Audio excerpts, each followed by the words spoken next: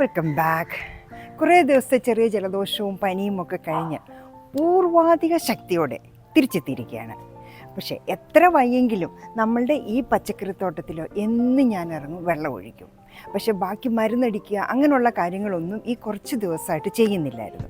അപ്പം ഇന്ന് നല്ല ഒരു സണ്ണി ഡേ ആണ്, മഴയില്ല. അപ്പോൾ ഇന്ന് മരുന്നടിക്കാൻ പറ്റിയ സമയമാണ്. അപ്പോൾ ഞാൻ എങ്ങനെയാണ് എൻ്റെ പച്ചക്കറികൾക്ക് മരുന്ന് ചെയ്യുന്നതെന്ന് കാണിച്ചു തരാം. നമ്മുടെ ട്രിവാൻഡ്രത്ത് കനകക്കുന്നിലുള്ള അഗ്രോ ഹോർട്ടിക്കൾച്ചറൽ സൊസൈറ്റി ഉണ്ട്. അതായത് അഗ്രികൾച്ചർ സംബന്ധിച്ച് എല്ലാ സാധനങ്ങളും നമുക്ക് അവിടുന്ന് വാങ്ങാൻ കിട്ടും. അവിടെ ഒരു അഗ്രികൾച്ചർ ഓഫീസറുമുണ്ട്. നമ്മുടെ ഏത് സംശയങ്ങൾക്കും എന്തിനും പുള്ളിയെ കൺസൾട്ട് ചെയ്യാം. പുള്ളി മരുന്ന് തരും. നമുക്ക് അവിടെ തന്നെ മരുന്ന് വാങ്ങാനും ഉണ്ട്. പേര് മറക്കണ്ട, അഗ്രോ ഹോർട്ടിക്കൾച്ചർ സൊസൈറ്റി. ഇത് നമ്മുടെ കനകക്കുന്നിലാണുള്ളത്. അകത്തോട്ട് കയറുമ്പോൾ താഴേക്ക് ഇറങ്ങിപ്പോകണം. ഡ്രൈവിനുണ്ട്, വണ്ടി പാർക്ക് ചെയ്യാൻ ഇഷ്ടം പോലെ സ്ഥലവും സൗകര്യവും അവിടെയുണ്ട്. നമുക്ക് ഏത് പച്ചക്കറി വിത്ത് വേണോ, തൈ വേണോ, വളം വേണോ, എല്ലാം അവിടെ അവൈലബിൾ ആണ്. അങ്ങനെ ആ അഗ്രികൾച്ചർ ഓഫീസർ റെക്കമെൻഡ് ചെയ്ത് ഞാൻ അവിടെ നിന്ന് തന്നെ വാങ്ങിച്ച നീം ഓയിൽ മിക്സാണ് ഞാൻ എൻ്റെ പച്ചക്കറികൾക്കെല്ലാം അടിച്ചു കൊടുക്കുന്നത്. ഇത് ഇലകളിൽ വരുന്ന പുഴുക്കുത്തും പിന്നെ ചെറിയ ചെറിയ ഫംഗൽ ഇൻഫെക്ഷനും ഒക്കെ കൺട്രോൾ ചെയ്യാൻ വളരെ നല്ലതാണ്. നമ്മുടെ സാധാ ഉള്ള വേപ്പെണ്ണ അടിക്കരുത്, അതല്ല ഇത് നീം ഓയിൽ മിക്സാണ്. സാധാ വേപ്പെണ്ണ അടിച്ചു കഴിഞ്ഞാൽ ഫോട്ടോസിന്തസിസ് നടക്കത്തില്ല, ഈ ഇലയെല്ലാം വാടിപ്പോവും. ആ അനുഭവം എനിക്കുണ്ടായിട്ടുണ്ട്.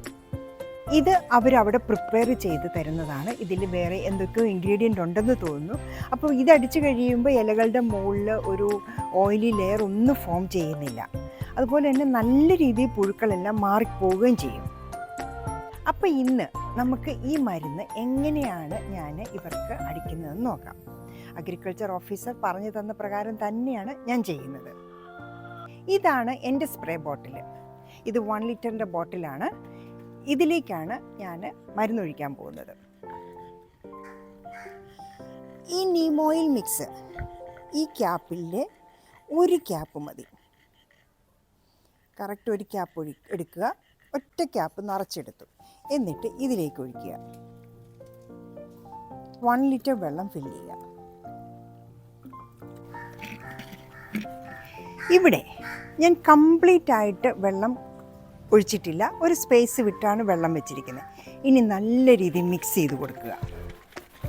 കാരണം ഇത് ഓയിൽ കണ്ടൻ്റാണ്, ഇത് മുകളിലേക്ക് വരണം. ഇനി നമുക്ക് പ്രഷർ ക്രിയേറ്റ് ചെയ്യുക, മരുന്നടിക്കുക.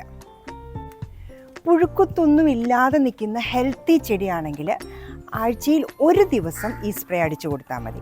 അല്ല, ഇതിപ്പോൾ നല്ല ഹെൽത്തിയാണ്. എൻ്റെ പയറാണ്, അത് വള്ളിയിൽ കയറി പോകുന്നു, കയറിൽ കയറി പോയിരിക്കുകയാണ്. അപ്പോൾ ഇതിനൊക്കെ ആഴ്ചയിൽ ഒരു ദിവസം മതി. പക്ഷേ അടിക്കുമ്പോൾ ഈ ഇലകളുടെ അടിയിലേക്കാണ് അടിക്കേണ്ടത്. പുഴുക്കുത്തൊക്കെ ഉള്ള എന്തെങ്കിലും ചെറിയ അസുഖങ്ങൾ ഇലയ്ക്കുള്ളതാണെങ്കിൽ ഡെയിലി അടിച്ചു കൊടുക്കണം. അങ്ങനെ 3 ദിവസം കണ്ടിന്യൂസ് ആയിട്ട്. അപ്പോൾ അതെല്ലാം മാറിക്കിട്ടും. പക്ഷേ എൻ്റെ ഈ ചെടികൾക്ക് ഇപ്പോൾ ഒരു അസുഖവും ഒന്നിനും ഇല്ല. അതുകൊണ്ട് ആഴ്ചയിൽ ഒരു ദിവസം എനിക്കിത് അടിച്ചാൽ മതി. പമ്പ് ചെയ്യുക, ഇതിൻ്റെ അകത്ത് പ്രഷർ ക്രിയേറ്റ് ചെയ്യുക.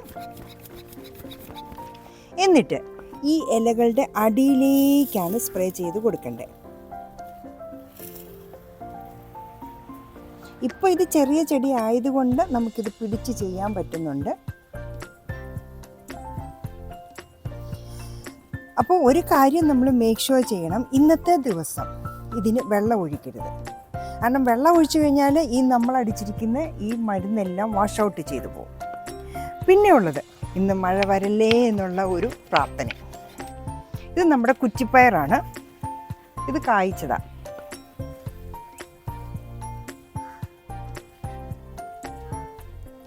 ഇതെൻ്റെ തക്കാളിയാണ്. എനിക്ക് 2 തക്കാളിയേ ഇപ്പോൾ ഉള്ളൂ. കുറച്ചുകൂടി നടണം. കാരണം ഇവിടെ ഈ ചേന നിൽക്കുന്നതുകൊണ്ട് ഈ സ്പേസ് എല്ലാം ഒക്യുപ്പൈ ചെയ്തിരിക്കുക. അപ്പോൾ ഈ ചേന ഒന്ന് എടുത്തു കഴിഞ്ഞാൽ മാത്രമേ ഇവിടെ എനിക്ക് സ്ഥലം കിട്ടുള്ളൂ. എനിവേ ഈ ചേനയുടെ തണ്ട് ചെറിയ വന്നത് ഞാൻ എടുത്ത് കറി വെക്കാൻ തന്നെ ഇരിക്കുകയാണ്. അപ്പം തന്നെ കുറച്ച് ലൈറ്റ് കിട്ടും. അങ്ങനെ എൻ്റെ തക്കാളി ചെടിക്കും ഇത് പതുക്കെ പൂത്ത് തുടങ്ങി കേട്ടോ. ഈ തക്കാളി ചെടിക്ക് ഞാൻ മരുന്ന് സ്പ്രേ ചെയ്ത് കൊടുക്കുക.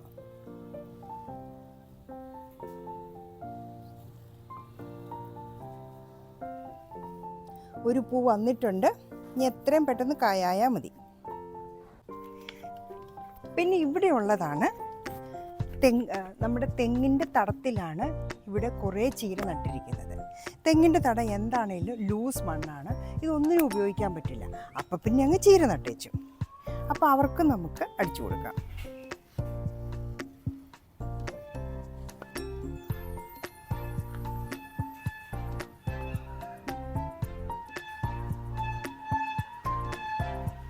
ഇവിടെ ഒരു ചീര ഇപ്പം ചോക്കുട്ടൻ വന്നിട്ട് പോയതാണ്, അതിനെ തളർത്തിയിട്ടു.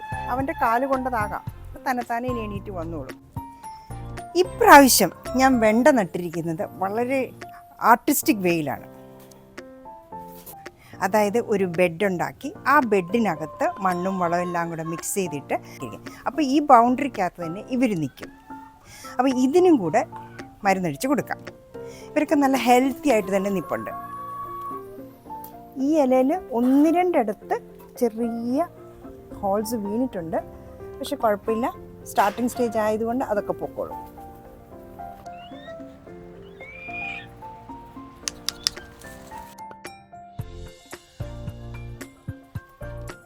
ചീരകളൊക്കെ നല്ലപോലെ വളർന്ന് വലുതായി, നല്ല വലുതായി നിൽക്കുന്നു. എന്നാൽ പറിക്കാറൊന്നും ആയിട്ടില്ല, കുറേയേറെ നമ്മൾ മാറ്റി വെച്ചു.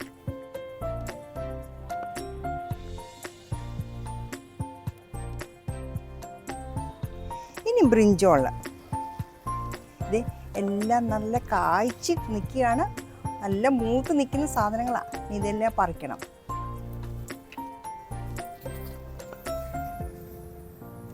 എല്ലാവരും നല്ല മൂത്ത് നിൽക്കുക. ഈ ബ്രിഞ്ചോള് നിറച്ച് കായുണ്ട്. അപ്പോൾ ഒരു പുഴു പോലും പിടിക്കാതെ നമ്മൾ കറക്റ്റായിട്ട് ഇതിനെ മെയിൻറ്റെയിൻ ചെയ്യണം.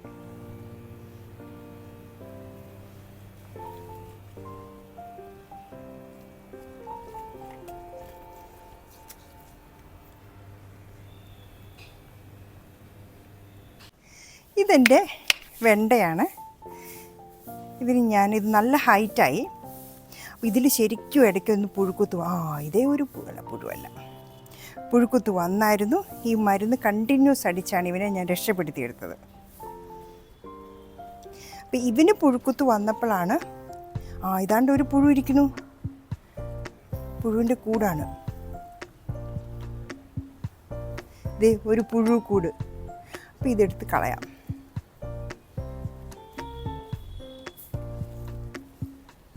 ഇതുണ്ടോ, ഈ ഇലയൊക്കെ ഇങ്ങനെ ഭയങ്കര പെർഫറേറ്റഡ് ആയിപ്പോയി. കംപ്ലീറ്റ് ഇതിന് തുളയിട്ട് കഴിഞ്ഞാൽ അവർ. അപ്പോൾ ഇതിന് പുഴുക്കുത്ത് വന്നപ്പോഴാണ് ഞാൻ അഗ്രികൾച്ചർ ഓഫീസറെ കണ്ട് മരുന്ന് വാങ്ങിച്ചത്. പക്ഷെ അതോടുകൂടി ശരിക്കും നല്ല പോലെ റിസൾട്ട് കിട്ടി, നല്ല റിസൾട്ടായിരുന്നു. അങ്ങനെയാണ് ഇത് രക്ഷപ്പെട്ടതുപോലെ. അല്ലെങ്കിൽ ഈ വെണ്ട പോയേനെ. കോവലിൽ നിറച്ച് കോവയ്ക്ക കിടപ്പുണ്ട്. എന്താണേലും ഇവിടെ വരെ വന്നതല്ലേ, അപ്പോൾ ഈ കോവയ്ക്ക കൂടെ പറിച്ചുകൊണ്ട് പോകാം. ഈ ഒരു വള്ളിയെ തന്നെ എത്ര കോവയ്ക്കാണ്. രാവിലെ ഒന്ന് മുറ്റത്തോട്ട് ഇറങ്ങിയാൽ മതി, ഡെയിലി ഉപയോഗിക്കാനുള്ള സാധനങ്ങൾ നമ്മുടെ മുറ്റത്ത് നിന്ന് തന്നെ കിട്ടും.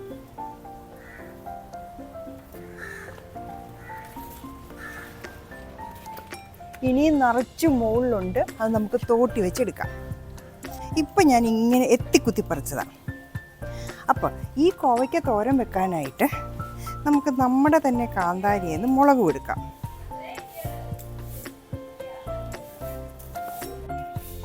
ഇനിയും കോവയ്ക്ക മുകളിൽ ഒത്തിരി നിപ്പുണ്ട്, അത് പറിക്കണമെങ്കിൽ കയ്യെത്തൂല. അപ്പോൾ തോട്ടി തന്നെ ഉപയോഗിക്കാം.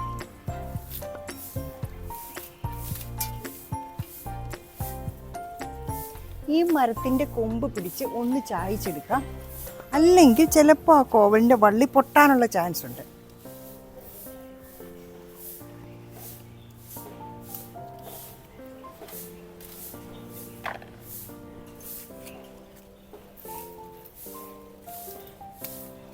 ഇതൊരു മാവാണ്.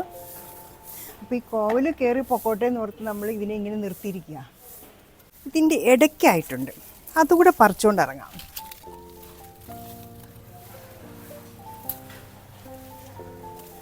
ഈ ഇലയുടെയൊക്കെ ഇടയ്ക്ക് നിൽക്കുന്നതുകൊണ്ട് നമുക്ക് ഈ കോവയ്ക്ക കാണാൻ പറ്റില്ല. പിന്നെ ഇങ്ങനെ ഓരോ ഇല മാറ്റി നോക്കിയാണ് നമ്മൾ പറിച്ചെടുക്കുന്നത്.